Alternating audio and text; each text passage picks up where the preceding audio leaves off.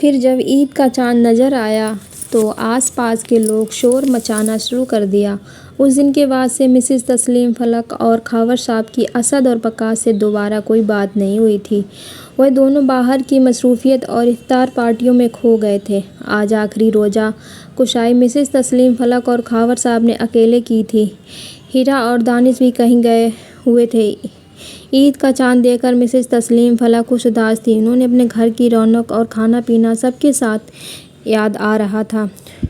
وہ اپنی سوچوں میں گم تھی جب اچانک سارا لاؤنج چہل پہل سے گونج اٹھا۔ بیٹے اور بہوئیں پیکٹ سنبھالے اندر آئے۔ چاند رات مبارک ہو، سب نے باری باری مبارکباد دی۔ بڑی بہو نے مٹھائی کا ڈبہ کھول کر سب کا منہ میٹھا کرایا۔ دادی دادا، ہماری عید کی شاپنگ دیکھیں۔ بچے ایک ایک کر کے اپنی چیزیں دکھانے لگے۔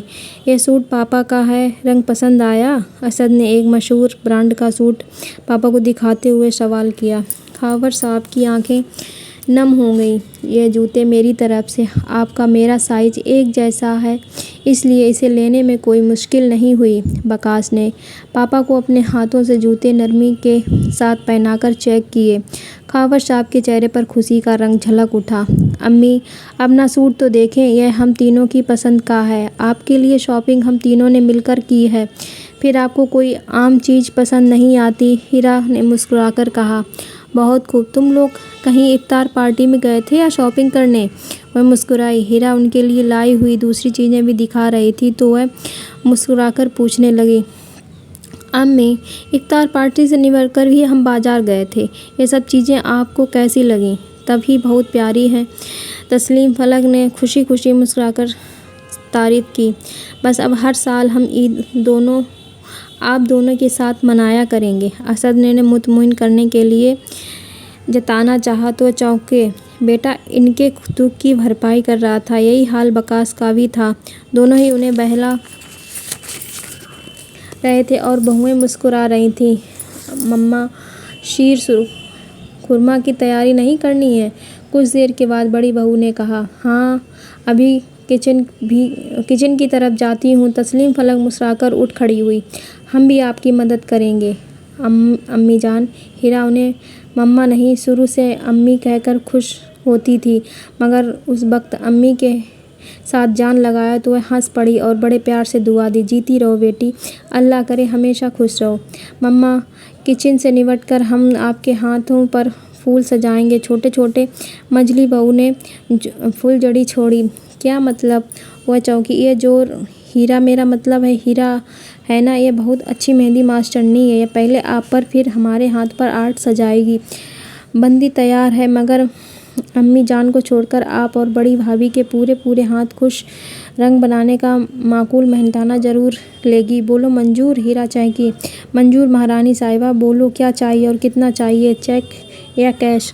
منجلی بھابھی نے ہنس کر شاہانہ انداز میں کہا تو ہیرا سوچنے کی ایکٹنگ کرنے لگی۔ کیا ہوا؟ کیا سوچ رہی ہو؟ سوچ رہی ہوں جیب خالی کرا لوں یا چھوڑ دوں؟ ہیرا ایک دم بولی تو تسلیم فلک نے اس کے گال پر ہنس کر چپت لگائی اور کچن کی طرف بڑھ گئی۔ اس لڑکی نے گھر کا ماحول اتنا جلد خوشگوار بنا دیا تھا کہ سبھی حیران تھے اور خوش بھی تھے۔ اس نے سب کو جوڑ کر جو محبت کے چراغ روشن کیے تھے، ان کی روشنی سے پورا گھر جگمگانے لگا تھا اور دو بوڑھے چہرے پھر سے جوان ہو گئے تھے۔ تو کتنی اچھی ہے، تو کتنی پیاری ہے۔ دانش موبائل اسکرین پر نظریں جمائے ایک خوبصورت چہرہ اپنی آنکھوں میں سجائے مسکرا رہا تھا اور رک رک ایک ہی گانا گائے جا رہا تھا۔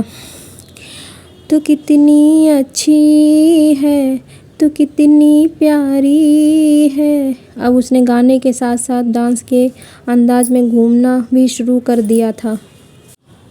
تبھی ایک تیز سریلی آواز کمرے میں گونجی۔ یہ کیا ہو رہا ہے پرانے دولہے راجا جی؟ دانش نے گھبرا کر موبائل اسکرین کو چوما اور جلدی سے موبائل کمر کے پیچھے کر لیا۔ کون ہے وہ بھوتنی جسے چھپا رہے ہو جی؟ مجھ سے۔ ہیرا اس کی طرف جھپٹی اور اس کے ہاتھ سے موبائل چھین لیا۔ دیکھنا نہیں جوڑو بیگم، نظر لگ جائے گی، دانش نے آرام سے کہا اور سامنے صوفے پر بیٹھ کر बगैर मूंछों के होठों का तनाव देने लगा। हीरा बहुत गुस्से में थी, मगर मोबाइल अपनी तस्वीर देखकर धम से बेड पर बैठ गई। चेहरा सुर्ख शर्मीला हो गया था। सारा गुस्सा प्यार में ढलकर ठंडा हो गया था। दिल में गुदगुदी सी हुई थी। झूमकर दानिश मियाँ पर मोहब्बत बरसी थी। कहाँ रह गई थी? बड़ी देर से शहजादे सलीम का ख्याल आया। दानिश उसके पास आ बैठा। वह सर झुकाए चुप बैठी थी। क्या हुआ अनारकली? दानिश ने उसका हाथ पकड़कर कहा तो हीरा ने मोबाइल उसकी तरफ बढ़ा दिया और नज़रें चुराने लगी। होंठ कांप रहे थे। दानिश ने मोबाइल लेकर एक तरफ रखा और उसका हाथ पकड़कर उसकी हथेली गौर से देखते हुए बोला, भाभी के हाथ मेहंदी से सजा दिए और अपने हाथ इतने सूने। वह गौर से उसके हाथ पकड़े अब देख रहा था और गुस्सा कर रहा था। हीरा का सर और झुक गया, मगर दिल जोर जोर से धड़कने लगा। बोलो ना जोड़ू बेगम, उसने उसके हाथ जोड़कर गुदगुदाया तो वह खिलखिलाकर हंस पड़ी। Thank you my dear wife, मम्मा सही कहती है। दानिश ने उसका हाथ दोबारा थामकर अपनी आंखों से लगाया, मगर अपनी बात अधूरी छोड़ दी। क्या कहती है मम्मी जान? हीरा अपने शरारती मूड में वापस आ गई कि मेरी हीरा है। उसने हमारे घर को जोड़कर जन्नत बना दिया अपने हाथों से। वाकई तुम्हारे हाथ बहुत खूबसूरत हैं, तुम्हारे दिल की तरह। और कुछ बोले जी? और यह कि इजाज़त हो तो इन हाथों पर प्यार के फूल सजा दूँ। इतना कहकर दानिश ने उसके हाथ चूम लिए और एकदम जैसे बेडरूम में बाहर आ गई। हीरा ने उसके कंधे पर सर टिकाकर गहरी सुकून की सांस ली थी। डियर लिसनर, आपको स्टोरी कैसी लगी? अगर अच्छी लगी हो चैनल को लाइक करें, शेयर करें। कमेंट बॉक्स में ये भी बताइए कि आपको कैसी कैसी स्टोरीज़ पसंद हैं। डियर लिसनर, ये स्टोरी का लास्ट भाग है। स्टोरी अच्छी लगी हो तो लाइक ज़रूर करिए।